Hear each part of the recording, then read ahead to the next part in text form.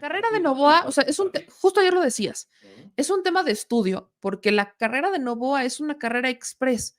Es una fusión entre Samuel García, todavía Samuel tiene más trayectoria si lo quieren ver así, pero es un chavo que en 2 años, como espuma, De ser estudiante de ser estudiante a ser presidente. a pasar a ser presidente. De ser estudiante, le crearon un partido político y entonces se volvió presidente. Por año 8 meses. O sea, presidente express. Exacto. Hay una improvisación con Novoa Es el segundo impresionante. es el segundo presidente más joven en la historia de Ecuador. Exactamente. Pero más allá de la edad, yo no creo que la edad sea un determinante de tu experiencia. Creo que cuando quieres un cargo y cuando tienes la voluntad de hacerlo bien, no importa la edad. En el caso de Novoa, si vemos su trayectoria, fue una trayectoria express, una trayectoria de subo como espuma y ya estando en un punto de su carrera, siendo presidente de Ecuador, toma decisiones súper imprudentes. Y no porque, ay, me equivoqué, porque no es como que no sepas las consecuencias que tiene, o sea, que tiene irrumpir en la embajada de un país. O sea, no es como que no tengas, no es como que una persona, a ver, cualquier persona que tenga ciertas nociones es, en la vida yo había escuchado que alguien entrara a irrumpir a una embajada. Siempre todo se resolvía mediante los canales diplomáticos. Son largos, son tediosos, son estratégicos, son políticos, sí lo son, pero siempre se resuelven los conflictos internacionales mediante, por ejemplo, si hemos escuchado que se rompen relaciones o que a modo de protesta los países traen a su equipo, lo regresan a sus países de origen. México lo ha hecho, ha cambiado, o sea, en la historia ha pasado. Pero esto de decir es que un presidente mandó a la policía, a las fuerzas especiales y a los militares a irrumpir en la embajada de un país extranjero, o sea, a violar la soberanía nacional de ese país, ese territorio, en ese pedazo de territorio que en este caso es de México, en ese pedazo, en lo que es la embajada nada más, solamente para ir a detener a alguien contra quien tienes un proceso bien armado político, pero no con pruebas. Porque ya escucharon a Gabriela, todos los elementos que tienen contra ellos no son porque tengan los documentos que prueban que cometieron un delito. Los están acusando por instigar, o sea, por movilizar gente en contra del gobierno. A Correa, perdón, parece que es chistoso, pero allá es un delito real, el influjo psíquico. Como no pueden encontrar ningún delito que él haya cometido, no lo hay. Dicen que Correa psíquicamente influyó en los pensamientos del pueblo para que salieran a movilizarse, o en este caso, para que cometieran delitos, que tampoco pueden comprobar, pero necesitaban a Correa meter un delito, fue influjo psíquico. Entonces, los delitos por los que persiguen a los correístas son, por ejemplo, Jorge Glass, porque decidió hacer una obra y por qué no hizo otra. Esto es neta. Una obra pública. Una obra pública. ¿Por qué hizo esa obra pública cuando había otras 500 que hacer? No es choro. Esto es real. ¿Por qué Jorge Glass le dio salida a ese proyecto? Juzgar la decisión de... Están juzgando la decisión de un vicepresidente en ese momento, o sea, de un ex vicepresidente, de por qué le diste prioridad a ese proyecto y no a otros 500. Explícame. Y de ahí viene la probable corrupción. Exacto, y de ahí viene una probable corrupción, porque están diciendo que entonces hubo beneficios a empresas, porque esa obra decidió que se construyera y no otras 500. ¿Saben cómo a qué se me figura? Un poquito como al desafuero de Andrés Manuel, Dale. que fue Que motivado también fue porque una obra. quiso abrir una carretera, o sea, un camino para conectar un hospital. Si en México tuviéramos el sistema penal de Ecuador, Andrés Manuel no hubiera podido ser presidente porque lo hubieran condenado por influjo psíquico, por el megaplantón. Nada más, porque él instigó a que miles de personas, millones de personas, se movilizaran en México y protestaran en contra de un gobierno y entonces hicieron revueltas y entonces eso atentó contra la soberanía nacional y contra la seguridad nacional. Detenido, encarcelado. Pero eso te habla de la inexperiencia de este muchacho, es lo que te digo. Ahí es donde, por supuesto que hay una experiencia, lo dice Gabriela Rivadeneira, pero además de la experiencia hay malicia, porque puede ser No, inexperto claro, eso y sí, tener malicia. En el caso de ¿Y sabes Novoa hay quién está detrás malicia. de esa malicia? Su papá. Es que Porque a eso voy. ha sido 6 veces candidato a la presidencia Y de no Ecuador pegó. y no ha El pegado. que pegó fue el Pues, morrito. pues no. Voy a poner un ejemplo quizás muy debrayado, pero para que la gente me entienda. Es como si Salinas Pliego, supongamos que es el más rico de México, porque Novoa cumple, o sea, Novoa papá cumple con dos. Es el más rico de Ecuador, pero aparte es el deudor más grande. Sí. Entonces, Y también el hijo tiene paraíso fiscal. por eso están los Panama Papers y todo esto. Porque su Pero, hijo ha sido ejecutivo de las empresas del papá. claro, o sea, es como una fusión entre Xochitl y sus hijos. Bueno, no me voy a meter en eso, pero sí un poco. Pero hagan de cuenta que es como si Salinas Pliego fuera el más rico, es uno de los más, pero no el más, fuera el más rico de México. Y sus hijos, que se han dedicado a sus empresas y que han estado todo el tiempo entre azul y buenas noches, de la nada aparecen en la política, al menos uno aparece en la política, ya tuvimos a una, ¿no? Pero supongamos que aparece uno, le hacen un partido político y entonces se vuelve presidente. Y espero que esto, mis palabras, no se tomen como de a profeta, please, porfa, porque sabemos que Salinas Pliego sí está entrándole al tema con la Universidad Libertaria y con esta propuesta libertaria. Pues, o sea, sí espero que eso no pase, pero más o menos para que le calen. Así que, si me preguntan si en México es posible tener un presidente así, vaya. Pues si sigue la derecha sin saber Mira, quién es su representante. más que si se puede, quizás no ahorita, pero no hay imposibles. Yo siempre he dicho, hay que aprender de las experiencias de otras izquierdas para entender qué es lo que falló y no cometerlo acá. Y vamos bien. ¿Por qué lo digo? Porque uno de los errores más grandes que tuvimos es la comunicación, por ejemplo. Y no es como que en Ecuador, en Colombia y demás no tengan sus propias estrategias de comunicación. El problema es que aparentemente están alejadas de la comunicación que quiere la gente o que, con la que pudieran empatizar, ¿no? Y Andrés Manuel está muy, hasta el lenguaje de Andrés Manuel es el que el pueblo entiende, aunque se burlen de él, aunque no lo quieran, es un lenguaje que es político, es un lenguaje que la gente discute y del que se acuerdan. Entonces, la situación del Ecuador es muy compleja, tan compleja que ahora a eso voy. En la mañanera, el presidente Andrés Manuel López Obrador, el equipo de Cancillería, pues hablaron sobre esto y por mucho que México sí se está viendo prudente, no quiere decir que se va a quedar cruzado de brazos, porque ya la Cancillería anunció que se está preparando una denuncia contra Ecuador por violar la soberanía nacional. Vamos a ver lo que se informó en la mañanera de este 8 de abril. Buenos días a todas y a todos. Con su permiso, señor presidente, vamos a informar de la situación de Ecuador y México.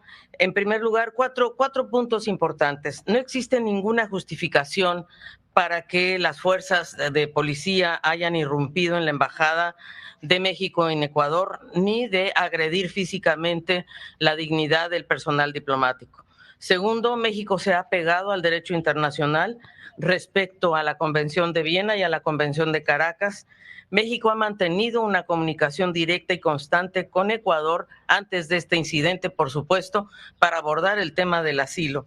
Y si Ecuador tenía una interpretación diferente a la de México respecto a las convenciones de asilo o de Viena, sobre relaciones diplomáticas, debió recurrir en todo momento a procedimientos pacíficos, tal como lo establece la Carta de la Organización de las Naciones Unidas o el Pacto de Bogotá, y no lo hicieron. Vamos a presentar rápidamente, si el presidente nos lo permite, y por instrucciones del mismo, cómo fueron los eventos en la embajada. La noche del viernes 5 de abril, fuerzas de seguridad de la República de Ecuador desplegaron un operativo en las inmediaciones de la Embajada de México en Quito, que culminó con el ingreso no autorizado de personal y vehículos de Fuerzas Armadas, agrediendo físicamente al personal diplomático y sustrayendo a una persona a la cual México le había otorgado protección en la figura de huésped y de asilo político. Estas acciones han constituido una flagrante violación al derecho internacional. y especial mención merece, si ustedes lo ven ahí, aunque no se ve tan claro, se ve claramente cómo entraron a las instalaciones de la embajada por la fuerza, brincándose la barda, abrieron las puertas forzando y lastimando, de hecho, al personal que se encontraba adentro. Las fuerzas ecuatorianas detuvieron a Jorge Glass, lo subieron a uno de los vehículos y partieron fuera de la embajada. Personal de la Fuerza del Orden ingresó de manera ilegal, 2 vehículos de las fuerzas ecuatorianas, y Roberto Carrasco, que es nuestro jefe de Cancillería, que intentó detener los vehículos y que intentó realmente evitar esta acción de violación tan atropellada e ilegal. Y como ustedes lo ven, lo pusieron de rodillas, con cara al suelo, atentando contra su seguridad. Y no sé si tenemos ese video, Jesús, de cómo sometieron a precisamente a Roberto Canseco, a cual yo quiero de verdad desde aquí, y gracias al señor presidente, no, el otro, agradecer al personal diplomático que jugó un papel espectacular, brillante en esta cometida. Si lo tienen, si no lo ponemos después. Sí, ahí está.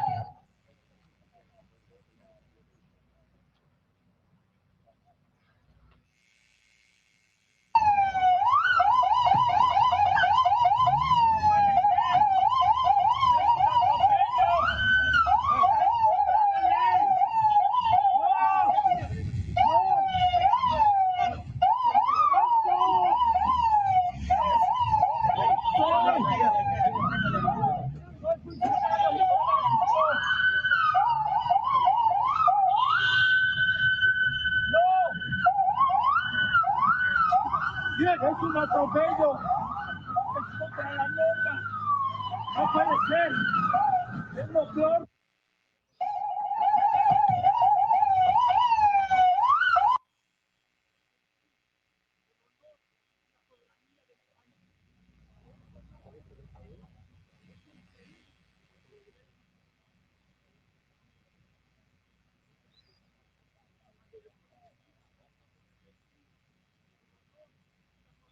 Defendí el honor y la soberanía de mi país. Esto no puede ser. Es increíble que haya sucedido algo así. A riesgo de mi vida, defendí el honor. Muy bien, y ahí entonces, una vez que ocurre este lamentabilísimo incidente, el presidente nos dio instrucciones de romper relaciones diplomáticas con Ecuador, y lo que hizo México fue, 1, condenamos pública y enérgicamente la violación de la inmunidad y el ingreso ilegal de las fuerzas de orden ecuatorianas a la embajada y la agresión física al personal. 2, anunciamos el rompimiento de las relaciones diplomáticas y la salida del personal mexicano. 3, se solicitó a las autoridades las garantías para el abandono del personal. 4, anunciamos que estamos recurriendo ya a la Corte Internacional de Justicia y a otras instancias para denunciar a Ecuador por violaciones al derecho internacional. Se oficializó este rompimiento de relaciones con una nota verbal que ya salió el día de ayer, y el gobierno además comunicó la ruptura de las relaciones consulares y que vamos, por supuesto, y que queremos que se nos garantice el respeto a los locales, bienes y archivos de la embajada en Ecuador, que quedó totalmente cerrada indefinidamente, y los servicios consulares suspendidos. Las embajadas de México en Chile, de México en Colombia y de México en Perú están habilitando servicios a la comunidad mexicana en Ecuador, que son alrededor de 1,600 personas mexicanas en Ecuador y 30 empresas, y nosotros les hemos solicitado, casi todas ya están registradas en un sistema de registro que se llama Registro para Personas Mexicanas en el Exterior, y por lo tanto nosotros no emitiremos documentos presenciales en Ecuador. La atención será por vía digital o bien desde estos países vecinos. Hemos recibido, y especialmente el presidente Andrés Manuel López Obrador, un apoyo y un respaldo de la comunidad internacional muy importante. Hemos recibido el apoyo de 29 países, 20 de América Latina, 10 de Europa y 8 organismos internacionales. Se ha sumado uno de ellos en la última hora, y hay que decir que ha habido en realidad países que han manifestado de manera muy enérgica su condena y su respaldo al presidente Andrés Manuel López Obrador. Destaco desde luego Bolivia, Brasil, Chile, Colombia, Guatemala, Honduras, Uruguay, Argentina, países que todos, en realidad todos se han manifestado en contra de esta violación internacional a la Convención de Viena, y especialmente en Europa hay que destacar a la Unión Europea. Obviamente ya están tomándose una serie de acciones. Colombia y Chile quieren convocar una reunión de la OEA el próximo miércoles. Ecuador también quiere acudir a la OEA. Nosotros, por nuestro lado, y por cierto, a petición de la presidenta de Honduras, que es la presidenta pro tempore de CELAC, ella está convocando una reunión hoy de la Troika y mañana de cancilleres, proponiendo una reunión de presidentes. Y por último, ¿qué acciones son las que México va a tomar? Y vamos a tomar varias. Vamos a tomar por lo pronto, como ustedes saben, ya regresaron todos nuestros connacionales de Ecuador. Ayer llegaron 18 con sus familiares. La siguiente, por favor. Llegaron con... esta está bien.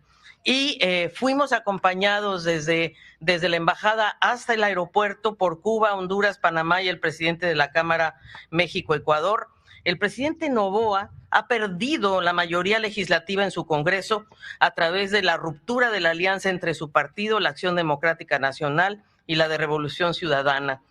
Próximas acciones de México, 3 muy concretas. Vamos a presentar la demanda ante la Corte Internacional de Justicia, que ya se está preparando ahora. Vamos a solicitar el respaldo de las cancillerías y de los países de CELAC, que son 33, bueno, excepto Ecuador, por supuesto, y vamos a enviar una carta al secretario general de las Naciones Unidas para que se presente ante toda la membresía de las Naciones Unidas, el Consejo de Derechos Humanos y la Asamblea General. Y con ello, quisiéramos, señor presidente, si usted lo autoriza, que vean ustedes las excelentes declaraciones que dio nuestra embajadora, Raquel Serur, a quien aprovecho realmente para agradecerle su valentía a ella y a todo el personal diplomático y local de nuestra embajada en Ecuador. Bueno, muy buenos días a todos. Gracias por estar aquí. De verdad lo agradezco. Gracias, canciller, por sus palabras, por todo lo que hicieron por nosotros en estos días que han sido muy, muy complejos. Yo quiero decirles que el más alto honor para mí ha sido servir a México. Servir a México como embajadora en el Ecuador. Salí del Ecuador con la frente en alto. Llego a México con la frente en alto y con la satisfacción del deber cumplido. Créanme que durante estos años yo trabajé lo más que pude con todas mis capacidades, junto con un extraordinario equipo de la embajada y un reconocimiento muy, muy especial a los miembros del Servicio Exterior Mexicano, que son impecables. Créanme que la entrega a México de los diplomáticos de carrera es extraordinaria y merece el reconocimiento de todos los mexicanos, empezando por mí. Gracias a todos los miembros de la embajada, a cada uno le doy mi agradecimiento y Bueno, no quiero hablar más de esto porque me cuesta, es muy fuerte. Hemos hecho una familia en la Embajada de México en Ecuador y de eso pueden dar testimonio los que me acompañan. También quiero decir que el pueblo ecuatoriano es un pueblo noble y para ellos México es como la patria grande para muchos ecuatorianos que aman a nuestro país y a nuestra cultura, la asumen como propia. Por eso yo pienso que el presidente Noboa se equivocó al tomar una decisión que no solo rompe con todo lo establecido por las convenciones internacionales, sino que implica el desconocimiento de la realidad de su pueblo. El atropello cometido a nuestra embajada es de tal magnitud que el gobierno actual del Ecuador todavía no puede dimensionar lo que le hizo a su pueblo, que no merece el gobierno que tiene actualmente. Es un gobierno que improvisa y desconoce el arte de la política y el buen gobierno, que desconoce la trascendencia del asilo y su importancia como institución en la vida diplomática de México y de América Latina. No entienden que un Estado pueda proteger y salvaguardar la vida de una persona sin juzgar si esta persona es inocente o culpable. No conocen su propia historia. Creen o creyeron que el Estado mexicano actuaría como ellos lo harían o lo hacen, o como dice nuestro presidente Andrés Manuel López Obrador, no somos iguales. En México hay instituciones sólidas y los mexicanos estamos orgullosos de que así sea. Nosotros dirimimos nuestras diferencias con la elegancia y la ironía propias de nuestro actuar cotidiano. El encono político que encontré en ese país es su falla trágica, como diría Shakespeare. Pero estoy segura que el bello país que es Ecuador pasará esta etapa y tendrá días más luminosos. Yo deseo todo lo bueno a ese país y pido que el Ecuador sea bendecido con tiempos mejores. Su gente lo merece. Gracias.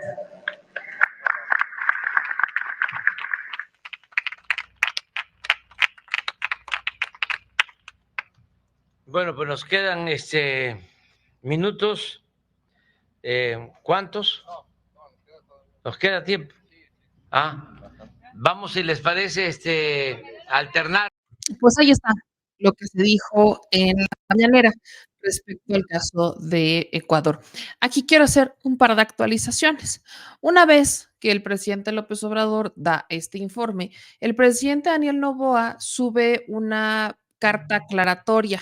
Échense, es como, no la quiero describir hasta que se las lea.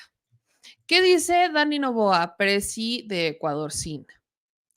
Ecuatorianos, los últimos días han requerido fuerza y decisión en una situación compleja y sin precedente que vive el país. He tomado decisiones excepcionales para proteger la seguridad nacional, el Estado de Derecho y la dignidad de un pueblo que rechaza cualquier tipo de impunidad a criminales, delincuentes, corruptos o narcoterroristas. Mi obligación es cumplir con los dictámenes de la justicia y no podíamos permitir que se asile a delincuentes sentenciados involucrados en crímenes muy graves, violando el artículo 3 del Acuerdo de Caracas, el artículo 1 de la Convención de Montevideo y el artículo 41 de la Convención de Viena, o se corre el riesgo inminente de su fuga, como nos ha pasado antes, y se burlen del pueblo ecuatoriano. Hemos visto las reacciones de algunos grupos que han puesto sus intereses y proyecto político por encima de la soberanía, dignidad y justicia del Ecuador. Otros han tratado de volverlo una lucha ideológica, tratando de encasillarme en un extremo del cual nunca he sido parte. Por último, unos políticos ecuatorianos caducos han solicitado a México que nos declare la guerra y a la comunidad internacional que nos sancione económicamente, incurriendo en una traición a la patria nunca antes vista. Hay que entender que nos estamos jugando el país y todas estas críticas salen una vez que ven que la gran mayoría de los ecuatorianos votará por la dignidad nacional en la consulta popular del 21 de abril, la máxima expresión democrática en una nación. El Ecuador es un país de paz y de justicia que respeta a todas las naciones y el derecho internacional. Al pueblo hermano de México quiero expresarle que siempre estaré dispuesto a resolver cualquier diferencia, pero que la justicia no se negocie y que jamás protegeremos a criminales que les han hecho daño a los mexicanos. Finalizo este mensaje agradeciendo a la Policía Nacional, a las Fuerzas Armadas y a mi equipo de trabajo, pero sobre todo agradecer a los millones de ecuatorianos que luchan día a día a mi lado por un nuevo Ecuador. Esto lo dice después de perder la mayoría en el Congreso, lo está diciendo después de perder la mayoría. Eso quiere decir, ahí es donde se queja, ¿no? Y dice, no, es que hubo quienes antepusieron, ¿no? Su interés político antes que la nación y demás. Me parece interesante que la comunidad internacional se posiciona al respecto, porque incluso es Estados Unidos, es incluso la OEA, quiero que usted escuche, Estados Unidos, la OEA, congresistas se han posicionado en contra de lo que hizo Ecuador, porque no era la vía. Y todo porque lo que está diciendo Noboa en su comunicado me parece muy importante, por la consulta del 21 de abril. ¿Ven cómo todo es político? Vamos a escuchar esta parte que dijo, esta parte del presidente López Obrador, donde él dice que la mayoría apoyando a México porque fue una violación flagrante a nuestra soberanía. Lo que hace el presidente es reconocer a la comunidad internacional que se solidariza con México y que en un hecho histórico termina siendo Daniel Noboa el que una a políticos de distintos países con ideologías e intereses completamente distintos ante una violación a la soberanía de un país, algo que creo que, vaya, ni Estados Unidos se había atrevido a hacer. Vean esto. Los países, muchas gracias de todo corazón. México está muy agradecido del comportamiento de la comunidad internacional, de las naciones, porque han sido muy generosos, muy fraternos, muy solidarios. Unos con más empuje, énfasis, otros con apego estricto a lo que establece la legalidad y otros a su manera, pero la mayoría apoyando a México porque fue una violación flagrante a nuestra soberanía, al derecho de asilo y a las normas y leyes internacionales. Fue un acto autoritario, increíble. Es malo a veces usar ejemplos, pero ni Pinochet, el temible Pinochet, y otros se habían atrevido a eso.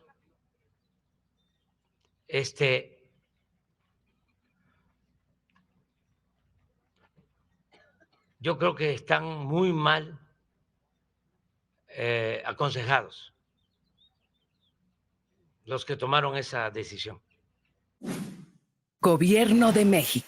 Ahí está lo que dijo el presidente. Yo creo que están muy mal aconsejados los que tomaron esa decisión. El presidente López Obrador pues hace referencia a todo lo que se está viviendo, a las reacciones que ha tenido la comunidad internacional, la solidaridad que se ha dado y lamentablemente la decisión de un presidente inexperto, de un presidente que sí es inexperto, pero que además de ser un presidente inexperto, pues lamentablemente es un presidente que toma una decisión de violar la soberanía nacional de un país.